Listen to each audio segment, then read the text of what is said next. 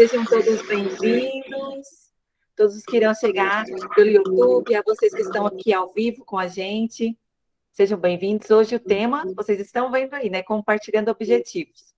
Vamos lá, quero fazer uma oração pela sua família, para que você receba essa palavra, para que você entenda realmente o que você está fazendo aqui nessa terra.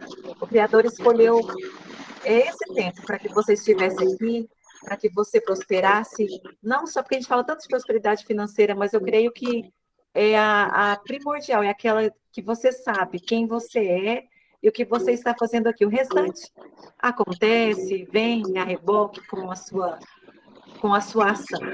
Então, oração, entregando ao Senhor esse momento. Pai, obrigado por tua bondade, por tua fidelidade, porque nós estamos aqui, Pai, sendo o canal do Senhor. Porque o Senhor escolheu esse dia para que essas pessoas que estão aqui conosco ao vivo, as que vão chegar pelo YouTube, saibam, ó Deus, quem elas são. E o tanto que isso é importante, Pai, nós nos sentimos que nós somos realmente filhos teus e que o Senhor nos escolheu e que nós estamos aqui transbordando o teu amor. Pai, que o coração das pessoas que irão chegar, das que estão aqui, pedimos a Ti que seja receptivo a receber a Tua palavra neste momento. Em nome de Jesus. Amém. Sejam todos bem-vindos. Agora eu passo para o Luiz e para a Lívia. Isso, nós hoje vamos falar sobre compartilhando objetivos. Para a gente compartilhar os objetivos é na família, né, que nós estamos falando. Então, para a gente compartilhar objetivos também não só na família, com as pessoas ao nosso redor, nós precisamos de conhecer essas pessoas.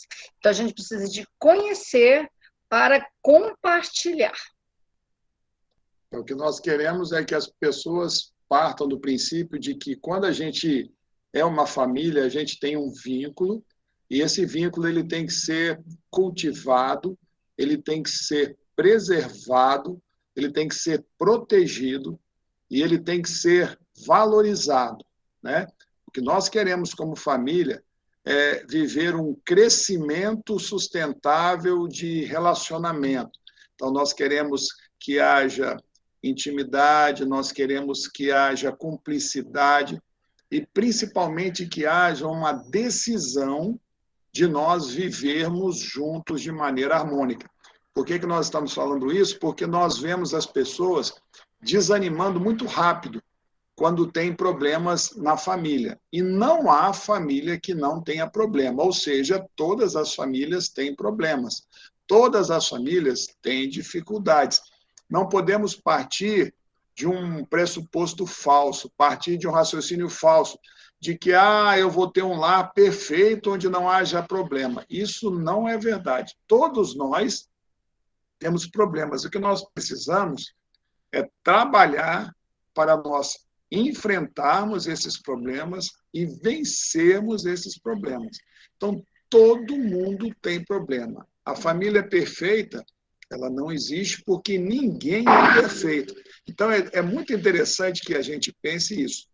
Eu não sou perfeito, a Lívia não é perfeita, nós temos dificuldades, nós temos tantos medos, nós temos frustrações, nós temos histórias dos nossos relacionamentos periféricos. Então, a gente tem muita coisa que a gente vê problema, vê dificuldade, a gente também, às vezes, desanima. Então, nós somos humanos. Mas isso não é justificativa para a gente deixar de fazer o nosso relacionamento crescer. Nisso aí, a fé tem um papel fundamental. Por quê? Porque a fé, ela é aquela que vai nos levantar. E a fé nos conduz ao amor. Paulo fala, na palavra de Deus, que o amor é o vínculo da perfeição. Olha só que coisa interessante. Então, eu estou fazendo toda essa introdução para fazer você querer ser uma família abençoada. Uma família que não é perfeita. Não há família perfeita. Luiz, por que você está repetindo isso toda hora? Porque nós não podemos desanimar com as nossas imperfeições. Se eu partir do pressuposto que minha família é perfeita, eu vou me frustrar e eu vou ser alguém extremamente desanimado para enfrentar os nossos problemas. Tem um versículo na palavra de Deus, em Provérbios, 3, que fala que se o nosso coração guardar os mandamentos do Senhor, né, nossos dias serão aumentados. E ele fala assim, ó, e se vocês não desamparem a benignidade e a fidelidade, escreves na tábua do teu coração, e acharás graça e boa compreensão diante de Deus e dos homens. Qual versículo? Qual Provérbios, capítulo 3, versículo de 1 ao versículo 3. Olha só esse final aqui, ó, o versículo 1 a 4. E acharás graça e boa compreensão diante de Deus e dos homens. Para a gente relacionar com as pessoas, né, nós precisamos de achar graça e compreensão. As pessoas precisam nos compreender, por isso a gente está falando. Vamos conhecer para compartilhar, nós precisamos de conhecer as pessoas para a gente compreender e relacionar. Certo? Então, aqui, ó, em Provérbios, guarda aí, Provérbios capítulo 3, do versículo 1 ao 4. Tá? Então, nós vamos conversar um pouco sobre isso. Porque você quer ter graça diante das pessoas, né? E você quer ter diante de Deus também. Okay? Então, quando a gente conhece, a gente tem bondade pela pessoa. Quando a gente conhece, a gente entende, a gente consegue perdoar, a gente consegue conviver, porque tem bondade no nosso coração, ok? Então, nós vamos primeiro colocar essa questão da necessidade de compartilharmos. Então, vamos lá. A gente faz parte de uma família, certo? Então, nós somos imagem e semelhança de Deus. Luiz Antônio, por que você está falando dessa questão de família, né? Nós queremos que você e eu entendamos que nós temos, como Deus tinha uma família, a Trindade é um modelo de família. Deus Pai, Deus Filho, Deus Espírito Santo. Então, nós temos aí uma família que Deus quis que se reproduzisse através das nossas vidas. E nós sempre colocamos os 3 princípios que vão permitir que a nossa família viva bem. Isso aqui são princípios que nos fazem evitar problemas e que nos permitem enfrentar problemas. Olha só, eu evito e eu enfrento. Para que eu enfrento? Para mudar a realidade, para mudar a situação, para fazer os meus relacionamentos se tornarem relacionamentos saudáveis, relacionamentos que me abastecem, relacionamentos que dão alegria e não tormento e não decepção. São as 3 leis, perfeito? Tá, então nós somos, como se fôssemos um time de, né, até a Néia falou, nós somos como se fosse um time de futebol. Cada um tem o seu lugar, né? Tem o dono do time de futebol, ou o diretor, tem o técnico, né? Aí depois tem os jogadores, certo? Até mesmo dentro dos jogadores, cada um está no seu lugar. Então, para um time de futebol andar direitinho, cada um, o lateral direito tem que jogar no seu lugar, o centroavante, cada um tem que jogar no seu lugar, mas todos pertencem àquele time. Então, se a gente tirar uma pessoa, o time de futebol, eles são 11, de cada lado tem 11 pessoas, o goleiro e mais 10 pessoas jogando. Então, todos pertencem àquele time. Certo? E não, se você tirar um, o time perde o jeito, fica, né, disfuncional e perde muitas partidas, porque uma pessoa foi tirada do seu lugar de pertencimento, ok? Então, guarda isso, a gente precisa de pertencer, porque nós somos como se fosse um time. E isso não é só na sua família, não. Isso no seu trabalho, né? Tem aquelas pessoas que pertencem, por exemplo, na escola, tem a diretora, tem a coordenadora, tem a professora, tem os alunos. Então, tudo tem as coisas no seu lugar, e assim também são relacionamentos na sua profissão, em todos os lugares. Então, nós já falamos um pouco sobre isso, quando alguém pertence a uma família, não tem como ser tirada daquele lugar, porque se for tirada daquele lugar, fica capengando a família, e aí ela fica sempre tentando consertar, e não vai consertar enquanto não for preenchido aquele lugar. Tá? Às vezes, como a gente já falou, a gente arruma alguns mecanismos até negativos de repetição de um membro que foi tirado, as pessoas repetem, vivem a mesma coisa que ele. Por exemplo, se eu tiro um lateral esquerdo, aí eu pego uma outra pessoa e faz a mesma coisa do lateral esquerdo, repete aqui o lateral esquerdo. Você lembra? Nossa, tem um lateral esquerdo. Então, aí fica faltando ali no meio. Tá? Então, a família precisa de ter todas as pessoas que pertencem a ela. A segunda, né, coisa que a gente precisa de ver é a ordem ou a hierarquia. Então, existe uma ordem. Como eu falei, tem o dono do time, tem o técnico, vai ensinar para que lado que vai, o que vai fazer, quais as estratégias que a gente vai fazer para chegar no nosso objetivo, né? Compartilhar objetivos, a gente precisa saber qual é o objetivo. Então, o técnico, às vezes, pode ser o pai, né? Pode ser ali o esposo, ele pode ser o técnico ali que vai mostrar quais são os nossos objetivos. E a mãe, por exemplo, é a capitã ela ordena ali, organiza tudo que está acontecendo dentro daquele time ali, ó, né? Ela está ali no meio. E os outros podem ser os irmãos, cada um no seu lugar, mas precisa de ter uma hierarquia. Quem chegou primeiro ali, né, que é o dono do time, quem que construiu o time, né? A gente pode ver o nosso Pai eterno, o nosso Deus, ele, né, é aquele que dirige, ok? Então tem toda uma hierarquia. E por último, seria o equilíbrio. Então, o que é o equilíbrio? É a compensação. Se eu dou alguma coisa, eu recebo. Só existe equilíbrio entre os iguais. Pai e mãe não é igual filho. Os nossos problemas nas nossas famílias é que a gente não sabe compartilhar os objetivos sabendo o lugar de cada um. Os pais compartilham os objetivos com os filhos, mas sabendo que eles são pais e eles vieram antes, então eles estão no lugar de hierarquia acima dos filhos. A gente vê que vira uma confusão. Aí pai quer ter um equilíbrio com o filho. Quer falar em igual. Não pode. E filho também quer falar em igual com os pais. Não tem jeito. Numa família, o que é equilíbrio é só entre o parceiro conjugal. É ali que existe um equilíbrio. Então, você faz parte de uma família que existe pertencimento, hierarquia e equilíbrio. Tá? E o equilíbrio, eu repito, não é entre pais e filhos. Tá? Muitas vezes os filhos querem mandar, dominar, não. Então, nós estamos trabalhando aqui com compartilhar objetivos, e a gente vai aprender quem que está, em qual função, em qual lugar, para encontrar, para chegar nesse objetivo.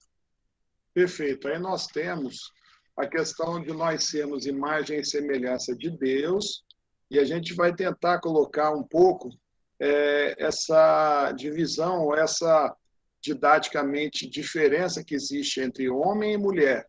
É importante que a gente saiba que Deus criou, o que Deus criou, nós temos que imitar o exemplo que ele deu. O homem, a gente começa logo colocando o seguinte, o homem e a mulher, eles são iguais diante de Deus, mas eles têm papéis diferentes. Então, eles são igualmente amados por Deus.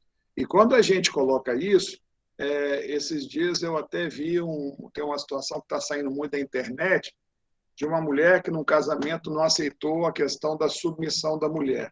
A submissão da mulher, ela se dá em função de uma missão que é vivida junto, em que ela é uma auxiliadora e que ela dá o papel de capitão do time ou o papel de treinador, alguma figura metafórica que a gente esteja colocando. O homem, ele é o cabeça, e a mulher, ela caminha junto do cabeça. Mas isso sempre numa relação de amor. Então, quando não há amor e há imposição, há destruição, esse não é o projeto de Deus. Só que Satanás, ele distorce isso, colocando que então o homem ele vai dominar, ele vai mandar na mulher, ele vai destruir a mulher. Hoje há uma grande guerra de Satanás, um dos principais problemas que nós temos é a destruição da figura masculina. Porque Deus deu ao homem um papel de representação dele. O homem, ele representa a figura de Deus. E dentro da Trindade, a Lívia vai falar, a gente tem a figura do Espírito Santo, a gente tem a figura de Jesus, mas essa figura de Deus, ela representa a autoridade que deve ser exercida com amor. Então, o papel do homem dentro de uma visão bíblica, é um papel de quem cuida. Então, ele é aquele que tem a autoridade maior, porque ele exerce essa autoridade de uma forma amorosa e construtiva. É importante que a gente entenda isso. Quando o homem ele só espanca, ou ele só briga, e ele não ama, ou seja, ele não está exercendo o modelo que Deus tem. O modelo divino é uma mulher feliz porque ela se sente amada e ela tem prazer de oferecer ao seu marido a sua submissão. E o homem tem prazer de ouvir a sua esposa e de debater, de conversar com ela. Submissão não significa anulação, destruição. Submissão não significa que a pessoa não seja importante. O que, na verdade, existe é que Deus dá a última palavra para o homem. Ele vai tomar a decisão. E ele vai tomar essa decisão sempre muito consciente, primeiro, da responsabilidade que ele tem diante de Deus. Porque quando há a queda do homem, quem respondeu o primeiro a ser cobrado foi o próprio Adão, significando que ele tinha autoridade sobre o casal. E qual foi o grande erro do homem? Foi a omissão. Ele se deixou levar pela mulher, ele não exerceu a sua autoridade. Então, eu quero colocar para você esse papel do homem de uma forma diferente do que a mídia coloca, do que as novelas colocam, do que o mundo coloca. O papel do homem é um papel de limites, proteção e direção. Eu queria colocar esses 3 itens para você. A gente tem a facilidade, com esses 3 itens, de compreender um pouquinho daquilo que Deus quer que um homem seja. Então, vamos lá. Limites. A questão dos limites, ela diz respeito à capacidade de formar no casal e nos filhos uma visão de que o tempo é a maior riqueza que nós temos. E nós precisamos administrá-lo da melhor forma possível. E quando eu imponho limites, na verdade, eu estou estabelecendo prioridades e dizendo o que é mais importante para mim. Se eu sou homem e eu não tenho limites para mim mesmo, eu não vou conseguir impor limites que eu não tenho. Ah, meu filho, você precisa ser disciplinado e levantar para estudar. E você, homem, não trabalha, não tem horário, você, então, não vai conseguir impor. Então, os limites se aplicam à própria vida do homem. Quando eu me torno alguém que tenho tempo para estar com Deus, quando eu tenho tempo para trabalhar, quando eu tenho tempo para estar com a família, quando eu administro meu tempo de forma a não ser um escravo do celular, um escravo da televisão, um escravo de sair com os amigos. Eu não estou dizendo, veja bem, eu não estou dizendo que você não pode sair com os amigos, que você não pode ver televisão, que você não pode ter celular. Mas o homem ele é chamado a colocar limites para que o tempo dele seja bem administrado. E para que a esposa dele também tenha um tempo melhor administrado. E para que os seus filhos tenham uma capacidade de também administrar o seu tempo, para que eles vejam que ele não pode brincar o dia inteiro, porque existe uma obrigação, e que eu preciso conjugar as 2 situações, tanto a questão do lazer quanto a questão da minha obrigação. Então, esse papel de impor limites, ele é um papel muito do homem, e que o homem precisa ter prazer nisso. E veja uma coisa importante, limites para os nossos filhos e até para a nossa esposa significam uma demonstração de amor. Quando eu coloco limites para o meu filho chegar em casa, de horário, de forma de se relacionar, eu estou dizendo para ele que eu me importo com ele. Quando eu coloco limites para minha esposa, meu bem, nós não podemos, você não pode chegar tão tarde, você precisa, no seu trabalho, não trazer para casa. Eu estou colocando situações hipotéticas onde você vai colocar limites para a sua esposa, para os seus filhos, mas, acima de tudo, colocando limites, você vai expressar um desejo de estar junto, de preservar, de cuidar. Então, o papel de colocar limites é alguma coisa bem masculina e que deve ser abraçado por todo o casal. Então, olha só, a gente estava falando do homem e da mulher, tem um equilíbrio, ou então uma compensação. Então, se o homem faz isso, tem que ter uma compensação. Ah, eu coloco o limite, mas a compensação está no amor, né? Como o Luiz esteve falando. E se o homem colocar esses limites, ele tem sempre que estar compartilhando o objetivo. E aí esse objetivo é construído com quem? Os dois juntos, porque é uma missão. Submissão os dois têm uma só missão, certo? Então, os dois juntos vão resolver essa missão, vão encontrar essa missão e vão trabalhar, cada um, aí vai compensando, né, existe essa compensação. Então, o Luiz falou de 3 coisas, limite, proteção e direção. Só falei do limite, limite, ele falou que o homem tem essas 3 coisas, e a mulher tem organização, vínculo e nutrição. Por que nós estamos falando dessas coisas? Porque nós somos semelhantes a Deus, né? Então, assim, a gente pegou, cada um pegou uma característica ali, né, de Deus ali. Por exemplo, eu vejo, aí o Luiz falando do homem, ele dá o limite, porque para nós mulheres, às vezes é muito difícil, sim, a gente colocar até um limite numa criança, porque às vezes a gente fica trabalhando muito com vínculo, né? Eu quero mais cuidar ali, fazer um vínculo, cuidar um do outro, e que os meus filhos um fiquem cuidando, entre os irmãos. Então, a mulher, ela está ali trabalhando com vínculo. É uma das características do Espírito Santo, que está olhando, que ele está consolando, né? O Espírito Santo é aquele que consola, é aquele que vem, que conforta. Então, a mulher, ela está ligada nesse vínculo. E aí, às vezes, é mais difícil de nós, mulheres, colocarmos os limites. Por isso que é bom um completa o outro, tá entendendo?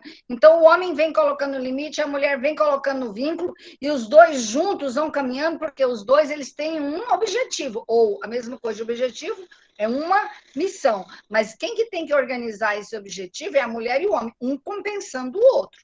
Porque se o homem, é o que manda, e não tem essa compensação do amor, não dá certo. E também tem muitas vezes que a mulher, você não trabalha, você não faz nada, você vai colocar limite que não, né? Então, assim, aí tá tendo falta de compensação, falta de equilíbrio. E num casamento ou no relacionamento, né, a dois, de iguais, quando a gente fala iguais, né, porque chegaram juntos aí, precisa de ter esse equilíbrio, esse respeito, o dar e o receber. A palavra de Deus fala que a gente deve dar, e quem dá, recebe. Então, se o homem está dando, ele vai estar recebendo. Então, o Luiz falou sobre limite e eu falei sobre vínculo. Sabe o que é o vínculo aí, né? Fica bem claro essa questão do relacionamento. O Espírito Santo é aquele que nos ajuda até a vincular, a relacionar com Deus, não é aquele que está ali dentro da gente. Assim também é a mulher que consegue vincular com o esposo.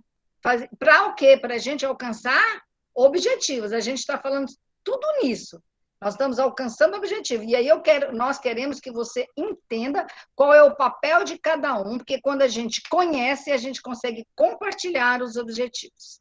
Pode falar sobre o segundo vídeo? O segundo papel que eu gostaria de destacar para os homens é a questão da proteção.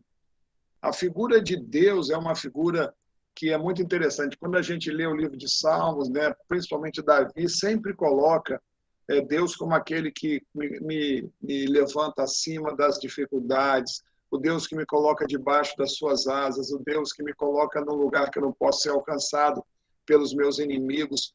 Então, Deus, ele sempre tem que ser para nós uma figura de proteção. E, da mesma forma, a nossa esposa, os nossos filhos, ou as pessoas que nós cuidamos, elas têm que ver em nós esse desejo de agasalharmos, de protegermos, esse desejo de irmos na frente, quebrando situações que para eles seria impossível de enfrentar, ou se houvesse a necessidade de enfrentar, seria algo muito traumático. Então, quando uma mulher vê um homem que quer lhe proteger, quer lhe trazer segurança, essa proteção ela se expressa de uma forma de segurança. Essa proteção se expressa nos mínimos detalhes, né? Da preservação de perigos, perguntando se a esposa tem alguma dificuldade específica, que ela não consegue enfrentar, mesmo que pareça uma coisa ridícula, ela não está conseguindo enfrentar, pede a ele que a ajude. Para o seu filho que está com algum tipo de dificuldade, até mesmo a questão de bullying, tudo vai construindo uma imagem de um pai, de um homem, de um marido que protege. E um dos grandes problemas que a gente tem, que destrói a figura masculina, é justamente a não proteção. A gente vê em situações onde a bebida acaba tomando um papel relevante demais na vida do homem, que ele se torna violento, que ele se torna alguém impaciente, que ele se torna alguém que não consegue compreender as dificuldades daqueles que vivem na casa, e ele se torna agressivo, ele se torna violento. Então, nós temos aí muitos casos de filhos, de esposas, que, quando o homem chega em casa, elas somem, elas desaparecem, ou elas ficam com medo, porque ele não traz a figura da proteção.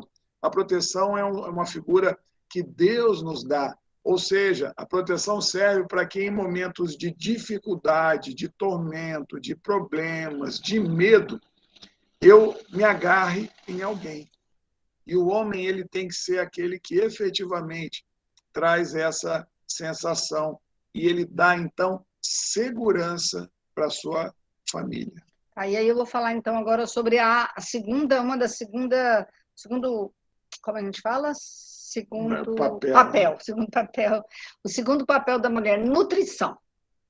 A mulher, ela tem uma coisa um pouco diferente do homem, que ela consegue ter um olfato melhor, ela consegue perceber mais as coisas ali, as necessidades, né? O cheiro, as cores. A mulher percebe mais cores do que o homem. Isso é estatístico, né? Ela consegue ter essa percepção melhor no olhar, e tudo isso vai ajudando com que a mulher possa trazer a nutrição para a sua casa. Nutrição alimentar também, mas eu falo também da emocional, porque ela desenvolveu a questão do vínculo e ela quer ali trazer esse aconchego, né? Olha como é que é importante, então, a gente saber, nós, mulheres, que nós trazemos essa nutrição. E é muito do que Deus faz com a gente, do que o Espírito Santo faz com a gente, do que o próprio Jesus faz com a gente. Ele nos preenche. Então, como somos imagem e semelhança de Deus, nós temos essa característica de nutrir, né? Nutrir no corpo, na alma, né? no tudo dos seus filhos. E aí eu queria lembrar uma coisa para você, é que às vezes, se nós destruímos o papel da mulher para os nossos filhos, ou da avó deles, ou da tia deles, ou nosso mesmo, né? Que nós não dou conta. Se a gente destrói essa imagem dessa mulher para os nossos filhos, vai ficar faltando essa parte de Deus na vida deles. Então, se nós destruímos também o papel do pai deles, mesmo que o pai deles não esteja aí, né, ou não esteja mais relacionando, olha só, você está destruindo uma parte de a semelhança de Deus na vida do seu filho. O pai dele não foi aquele que permitiu Deus criar a vida dele? Então, se você... Não, olha, esse aqui eu vou arrancar, porque só deu a vida, eu vou arrancar. Não podemos, porque faz parte, né, da semelhança de Deus na vida do seu filho e da sua filha. E por que às vezes hoje existe, até inclusive parando aqui, pessoas que não têm identidade de saber se é homem ou mulher, porque faltou um desses papéis foi destruído na vida do seu filho. E o último papel que eu queria colocar para do homem é a questão da direção. Como que se dá essa questão da direção? A direção vem pelo exemplo. A direção vem por uma forma de viver que você, homem, que há um objetivo, que há um foco, que há um projeto. Por isso que é muito importante que nós, homens, tenhamos um foco no nosso objetivo e que a gente possa mostrar para nossa esposa, para os nossos filhos, que nós queremos chegar a uma família funcional, que nós queremos chegar na nossa vida profissional em algum ponto específico, que nós queremos chegar na nossa vida espiritual também a uma realidade que eu vou projetar. O homem, ele precisa ser alguém que, através da segurança, através do limite, ele direciona as pessoas para elas saberem quem elas são, porque essa direção tem muito a ver com a identidade da pessoa que é formada, e a pessoa passa a ver no pai um modelo que deve ser imitado. Ou seja, a direção trabalha basicamente com o exemplo, trabalha com uma experiência de vida que seja inspiradora. Esse é o desejo de Deus, esse é o projeto de Deus. É muito comum a gente ver filhos que repetem a profissão dos pais, isso demonstrando de uma forma interessante como que há essa percepção e a influência de um pai na vida de um filho. Um bom pai, ele consegue influenciar seu filho de uma maneira muito forte, muito intensa. E é por isso que o homem ele dá direção. Ele dá direção tanto na vida emocional, ele dá direção quanto na vida espiritual, na vida natural. O homem ele dá uma identidade. Essa direção, eu diria que é uma identidade, uma capacidade de discernir o que eu quero. Quem não tem direção, na verdade, vive muita dúvida, muita insegurança, muita angústia por não saber o que fazer, não saber qual profissão. Eu não estou dizendo que as pessoas sempre têm que saber o que elas vão fazer, não estou falando isso. Eu não estou falando que as pessoas as pessoas que têm direção, elas não têm dúvidas do que fazer, não é isso. É que as dúvidas surgem, as dificuldades surgem, mas ele supera pelo exemplo do pai. O pai se torna um fator de segurança, um fator que confirma as escolhas que são feitas. Se eu não tivesse fator, eu não faço escolhas, eu vivo o tempo todo perdido, eu vivo o tempo todo sem saber para onde ir. Então, assim, o homem, na verdade, ele tem foco. E olha como é que é importante a mulher e o homem, porque um terceiro papel da mulher é a organização. E ela precisa do homem, né, que tem mais facilidade em olhar lá na frente, aquele é o foco, porque a mulher, ela faz 1001 papel. Né? A mulher faz 1001 coisa de uma vez só. E ela pode, inclusive, se perder nesse mundo de muitas coisas. E aí ela, junto com o homem, ele pode ajudá-la a ter uma direção, aí ela vai organizar, né? Por isso que às vezes eu até falo que a mulher é uma capitã ali no time, né? Ela vai, em algum momento ela é a técnica, né? Então ela vai organizar todas aquelas coisas. A gente brinca que o homem ele tem as coisas tudo nas caixinhas, tudo organizado, porque ele sabe onde ele vai chegar. E a mulher, ela é toda assim, tem muita coisa, fio para todo lado, porque ela pesca de uma coisa de um lado, ela presta atenção do outro, né? Como a gente já falou, ela está fazendo o almoço, ela sabe que o filho não está fazendo a tarefa, ela sabe que a outra filha está tomando banho, ela sabe que tem que terminar de fazer o arroz, o feijão. Então, a mulher tem várias coisas e o papel dela é organizar. Então, ela junto com o homem, porque ela vai organizar. Por que a gente fala isso? Então, olha só, o Deus, ele sabia onde ele queria chegar, ele tinha a direção, ele organiza, e isso é a semelhança, a imagem e semelhança que a gente tem de Deus. E o próprio Deus também, ele organiza as coisas, e aí a semelhança da imagem de Deus na mulher. Então, olha isso que nós estamos falando. Então, os dois, não só o pai e a mãe, vocês estão construindo seus filhos e eles vão ver em vocês a imagem e semelhança de Deus e vão repetir. Perfeito. Então, nós fizemos a descrição, né? E agora a gente fala um pouquinho sobre essas conexões, né? Que é compartilhando os seus objetivos com os seus cônjuges e filhos. É muito importante que a gente descubra que se eu não compartilhar, se eu não viver, se eu não colocar as pessoas para viverem no meu mundo, e se eu não viver no mundo da minha esposa e dos meus filhos, fica muito difícil. Olha só, é como se eu estivesse dançando um tipo de música, estou dançando uma valsa, e a pessoa está dançando tango, não vai dar certo. Se as pessoas não forem para viver a mesma coisa, não funciona. E esse é o objetivo dessa nossa aula, né, do Compartilhando Objetivos. é que a gente viva junto, a gente entenda o que o outro está vivendo e que o outro saiba o que eu estou vivendo. Se não, isso exige extrema disciplina. A primeira coisa que eu queria falar para você é isso. Para que eu viva o que os outros estão vivendo, para que eu entre no mundo deles, eu tenho que me esforçar. Existe um preço, existe...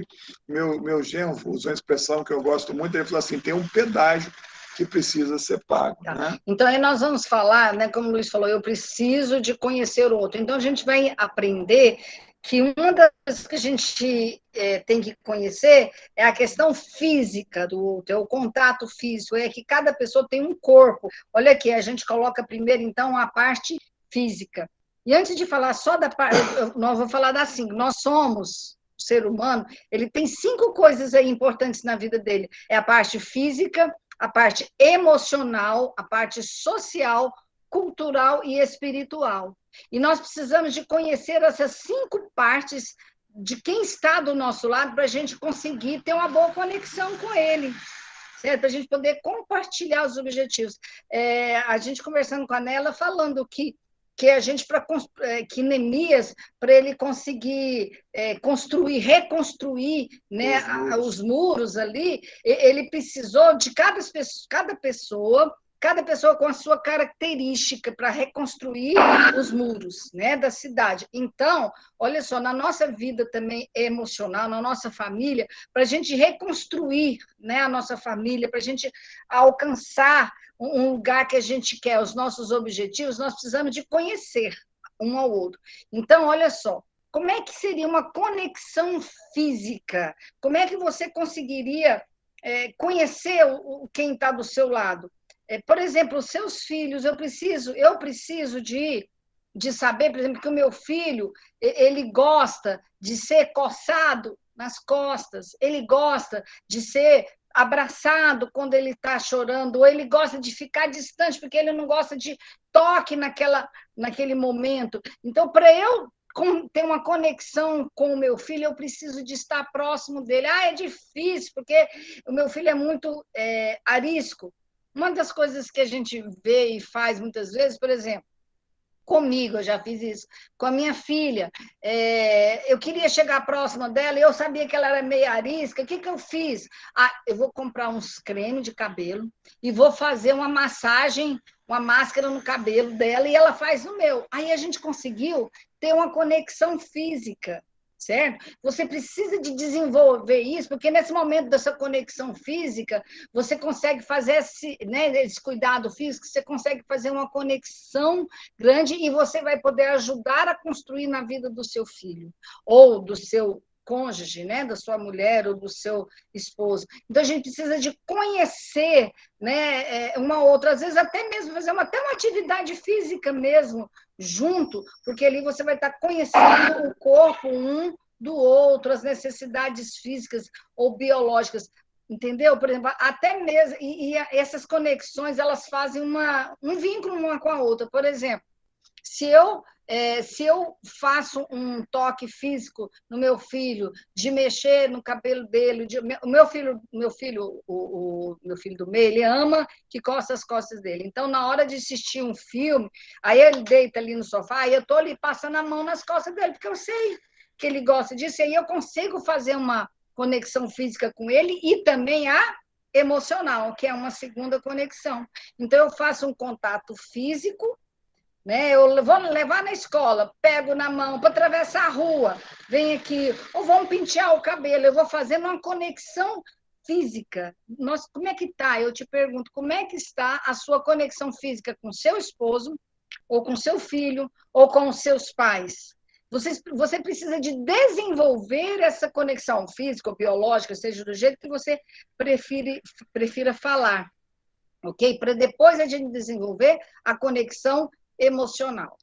Quando a gente fala de conexão emocional, na verdade, nós estamos falando de uma situação em que a gente pode ter tido uma história de desvalorização das emoções. Então, você pode ter ouvido lá na sua casa de origem o seguinte: emoção é frescura, emoção é bombeira, é bobeira, e eu sou pobre, pobre não se emociona, pobre não tem problema, Ou eu sou homem, ou não eu pode sou chorar. homem não chora, e a gente vai criando algumas frases que são absolutamente desprovidas de verdade. E nós vamos acreditando nessas mentiras e a gente vive uma vida emocional extremamente destrutiva. E quando nós entramos num relacionamento, a gente não tem a sensibilidade, que é um dos atributos fundamentais para que qualquer relacionamento siga adiante. Se eu não tiver sensibilidade, se eu não perceber a emoção, e se eu não puder expressar a minha emoção, porque essa conexão emocional ela passa pela aceitação do que eu sinto. Porque o objetivo da conexão não é fazer com que o outro concorde comigo, mas é fazer com que o outro me ouça, me perceba e me compreenda. Ele pode até não achar a mesma coisa que eu. Então, quando eu mostro que eu fiquei chateado numa reunião da minha família, eu chego em casa e falo, nossa, quando meu pai falou um negócio de mim, eu fiquei muito triste, porque aquilo ali não é verdade. Então, você tem liberdade de mostrar. Você não precisa engolir o que você sentiu. E quando a gente vive podado, quando a gente vive sem liberdade para falar o que a gente sente, a gente vira meio que uma panela de pressão. A gente vai só guardando coisas, e, de repente, numa situação absolutamente simples, você explode e aquele problema toma proporções que ninguém fica entendendo. Fala, mas por que a pessoa está assim? Porque ela não tinha liberdade, ela não tinha conexão emocional, ela não podia chorar, ela não podia falar que ela estava com medo, ela não podia falar que ela estava frustrada, ela não podia falar que estava muito triste porque não alcançou um objetivo. Nós precisamos treinar isso. Essa questão da conexão emocional, ela trabalha muito com o treino. Porque, repito, você pode vir de uma história de pessoas que nunca puderam falar o que sentem. E se você não tem essa história, mudar não é fácil, mas vale a pena, porque você vai criar um ambiente de intimidade, de proximidade. Uma das coisas que mais nos une como família é perceber no momento da emoção, porque a emoção é aquilo que vem do fundo da alma, é aquilo que é absolutamente sincero e verdadeiro e que vai te fazer sentir muito perto de quem está tomando a liberdade de falar o que sente. Então, esse é o grande ponto.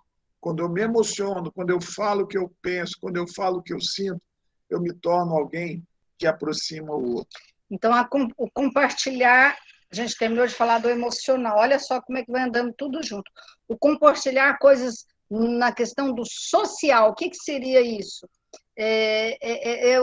Tudo que eu faço junto com a minha família, ali são as questões sociais. E o que eu faço longe também é social. Aí eu preciso de compartilhar com a minha família o que eu fiz fora de casa, o que eu fiz no meu trabalho, o que o meu filho fez lá na escola. Eu preciso de compartilhar. Aí a gente vai construindo objetivos, porque se eu compartilho com meu filho o que aconteceu lá na escola, ele vai ficando mais conectado comigo.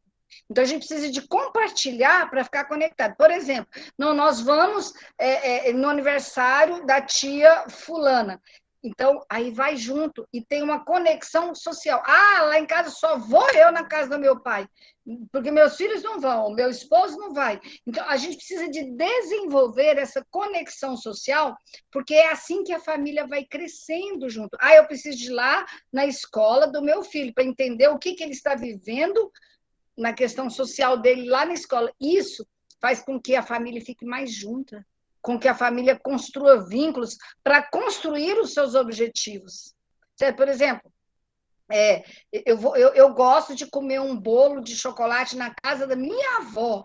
Olha como é que eu estou misturando uma conexão emocional, porque eu gosto, e depois a gente até lembra daquele cheiro, né? E foi onde? Foi na casa da minha avó. Olha como é que você está construindo vínculo, construindo conexões dentro da sua família. E no aniversário de um priminho, certo? Ir na igreja juntos, tudo isso são construções de conexão social, emocional e física, que a gente falou. Então, por exemplo, se eu vou na igreja, eu estou junto fisicamente, eu estou junto emocionalmente e estou vivendo o social. Porque aí a gente vai conseguir compartilhar vários objetivos, a gente vai conseguir, por exemplo, escolher um lugar para morar. Às vezes, os pais precisam de compartilhar entre eles, cônjuges de primeiro, o lugar que eles querem morar. Não, nós queremos morar numa casa, a gente quer morar naquele outro barracão ali, naquele setor, naquele lugar. Isso é o compartilhar de objetivos juntos, mas aí eu já conheço o que meu filho gosta. Ele gosta de brincar, de pular, então vamos ver uma questão que trabalha a questão física dele, né? Ele se sente sozinho, vamos arrumar um lugar onde ele possa estar junto com priminhos ou com amigos. Então, para a gente construir, a gente precisa de conhecer a estrutura, eu falei só de 3 ainda, física, emocional e social, de toda a família. Então, você precisa de conhecer para compartilhar. A questão da conexão cultural, ela diz respeito muito ao que eu penso, das minhas impressões sobre tudo no mundo. A gente chama de cultural, intelectual. Então, como eu vejo a vida, como eu analiso cada fato, como eu expresso os meus gostos, como eu posso mostrar quem eu sou. Então, eu tenho um jeito, eu tenho um temperamento, eu aprendi de uma certa forma, eu estudei numa escola. Tudo isso diz respeito ao que eu chamo de conexão cultural, porque através da conexão cultural eu me faço conhecido pelas pessoas que são íntimas. Todas as minhas impressões da vida, até os meus gostos, eu gosto de carro de um jeito, ou eu gosto de moto de um jeito, ou eu gosto de me relacionar. Tudo isso a gente chama de questão cultural. E, por fim, a conexão espiritual. O que seria essa espiritual? Seria o transcender, aquilo que eu deixo uma marca, aquilo que tem um sentido na minha vida. Não é ir para a igreja apenas, que é a conexão espiritual. Eu preciso de saber, assim, o que meu cônjuge, ele quer lá, né, deixar de marca, quais são as coisas, qual a vocação dele, qual que é o talento que ele vai organizar para fazer, para abençoar a vida de alguém. Isso é uma conexão espiritual. E nós precisamos de descobrir nos nossos filhos o que é o sentido na vida deles, porque espiritual é o sentido de vida. Qual que é o sentido de vida do meu cônjuge para que eu ajude ele a se desenvolver emocionalmente ou socialmente, para ele alcançar essa conexão espiritual, esse sentido de vida. Então, nós precisamos de compartilhar tudo da minha vida, o social, o emocional, o cultural, para eu conseguir alcançar o meu objetivo de vida, que é o meu sentido de vida, que é o que dá significado. Nós já até falamos sobre isso. O que dá significado é a conexão espiritual.